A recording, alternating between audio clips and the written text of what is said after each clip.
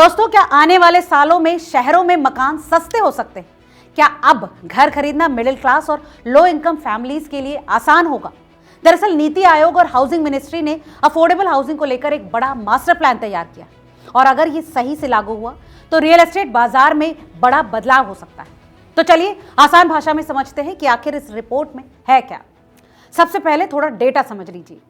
2021 में भारत की शहरी आबादी लगभग 50 करोड़ थी।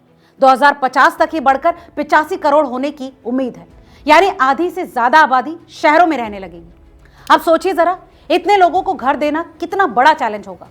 रियल एस्टेट सेक्टर का जीडीपी में योगदान भी 7% से बढ़कर अब 13% तक जा सकता है। लेकिन दिक्कत यह है कि डिमांड बहुत ज्यादा है और सप्लाई कम। इस रिपोर्ट के मुताबिक सबसे बड़ी समस्या है जमीन की ऊंची कीमतें। किसी भी हाउसिंग प्रोजेक्ट की कुल लागत का 50% से 70% हिस्सा सिर्फ जमीन में चला जाता है।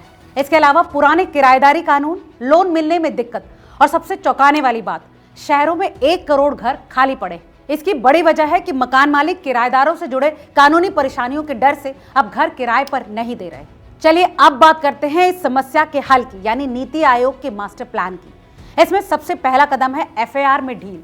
दोस्तों, एफएआर यानी फ्लोर एरिया रेशियो, अगर इसे बढ़ाया जाता है तो कम जमीन पर ज्यादा फ्लैट्स बनाए जा सकते हैं, मतलब प्रति घर लागत कम हो सकती है।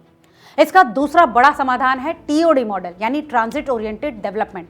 मेट्रो और बस कॉरिडोर के पास ज्यादा घर बनाने पर अब जोर दिया जाएगा ताकि लोग सिटी के बाहर भी रह सकें और आसानी से ट्रैवल कर सकें। इसके अलावा सरकार अब सिर्फ होम ओनरशिप पर नहीं बल्कि रेंटल हाउसिंग पर भी फोकस कर रही है।